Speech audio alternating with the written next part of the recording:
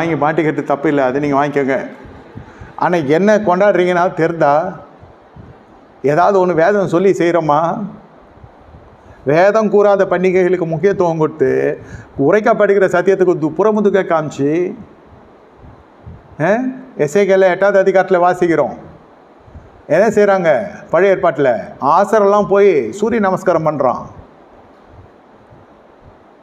சூரியனுக்கு முகத்தை காட்டுறான், பலிபீடத்துக்கு முதுக காட்டுறான். வேதம் கூறாத பண்டிகைகள் அந்த காலத்தில் இது நடந்துச்சு. இப்போ கேட்டால் நான் அடையாளமே இருக்கக்கூடாதுன்னு நான் போதிக்கிறேன். இன்னொருத்தர் சொல்கிறேன் நான் தமிழன், நான் பொங்கல் வைக்கிறேன்னு. டெய்லி வச்சுக்கோ பொங்கல், சட்னி, சாம்பார், வடை வச்சு சாப்பிடு, யார் வேணான்னா. அதே அந்த நாளில் சக்கரை பொங்கல். சக்கரை பொங்கல் வேணா நான் செஞ்சு தரேன் எல்லாருக்கும். சபையார் ஆசைப்பட்டீங்கன்னா சொல்லுங்கள். அது அந்த நாளில் வேணாம் ஐயா, உலகத்துக்கு ஒத்த வேஷம் வேணாம். பாருங்கள் எது எப்படி போயின்னு இருக்குது இன்றைக்கி. எசேக்கியேல் இது இருக்குது, அதுதான் இன்று நடைபெற்று கொண்டு இருக்கிறது. அப்புறம் February 14 சில நாடுகள்லாம் நான் போகிறப்போ ஆர்டினில் காஸ் பலூன் வச்சு எல்லாம் கூரையை தொடுற மாதிரி இருக்கும், எல்லாம் குட்டி சேர்த்த மாதிரி தொங்குற மாதிரி இருக்கும். எனக்கு பார்க்கறதுக்கு வவால் மாதிரி தொங்கின்னு இருக்கு. என்னடா இதுன்னு கேட்டால் வேலண்டைன்ஸ் டே கொண்டாடுறோம். அது என்னடா இங்கே இருக்க வேதத்தை ஒருவர் அன்பாக இருங்கள்னு சொன்னார். அடுத்து பாவீங்களா, 1 கொரிந்தியர் 13 சொல்லுது அன்பு சகலத்தையும் தாங்கும். இந்த ஜோடிங்களுக்கு இல்லை என்ன தாங்குதான்னு பார்த்தா எல்லாம் வீங்கி வெடிக்குது. பலூன் வெடிக்கிற மாதிரி வாழ்க்கை வெடிச்சிடுது. எல்லாம் விவாகரத்தில் போகுது. எல்லாம் 2 வருஷம் தாங்குது, 1.5 வருஷம் தாங்குது, அப்புறம் விவாகரத்தில் போய் நிற்குது. அதுக்கு பல காரணம் இருக்குது. காரணம் இல்லாமல் நடக்குமா? இதெல்லாம் சபை உற்சாகப்படுத்துகிறது.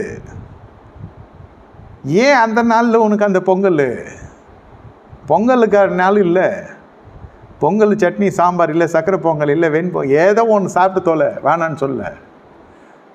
பாருங்கள் இன்றைக்கி எப்படியெல்லாம் நடந்து கொண்டிருக்கிறது. பிசாசு எப்படியெல்லாம் மனசை கட்டி போட்டுடுறான். இப்பிரபஞ்சத்தின் தேவனானவன் அவர்கள் கண்களை குருடாக்கி போட்டு கொண்டிருக்கிறான். பரிகாசம் வேணாம். இப்போ பலிபீடத்தில் பட்டிமன்றம் வைக்கிறது யார்? சினிமாக்காரனை வச்சு பைபிள் எடுத்து கொடுத்து அவனுக்கு எல்லாத்தையும் கொட்டேஷன்லாம் தெரியும், அவனுக்கு சப்ஜெக்ட் கொஞ்சம் சொல்லி கொடுத்து அது ஒரு டைரக்ஷன் ஃபுல் ப்ரொடியூஸ் மாதிரி பண்ணி பரிகாசக்காரன் பலிபீடத்தில் பட்டிமன்றம் வைக்கிறது. பரிகாசக்காரில் வச்சு ஏன் ஒரு பரிசுத்த தேவனுடைய சண்டே ஸ்கூல் பிள்ளைங்களை ட்ரெயின் பண்ணி விடு, இல்லை விசுவாசிகளை கூப்பிட்டு டெஸ்ட் வச்சு எழுத வை. இது டிக்கெட் போட்டு விற்கிறவனும் இருக்கிறான், வெக்கமே இல்லாத உட்காந்து சிரிச்சின்னு இருக்கிறவனும் இருக்கிறான். டிஆர்பி ரேட் ஏறுது இல்லை என் சேனலுக்கு. எவ்வளோ பேர் அதிகமாக பார்க்குறான். நான் பேசுகிறேன் எவன் கேட்பான்னு நினச்சா முடிஞ்சு போச்சு. சத்தியத்துக்காக தான் செவி சாய்க்கிற காலங்கள் வேண்டும்னு சொல்கிறது. உங்களுக்கு எல்லாம் நவநாகரிக வசதியெல்லாம் கொடுத்தோன்னே இயேசு மறுபடியும் சிலுவையில் அறியறது தானே இது நடக்குது.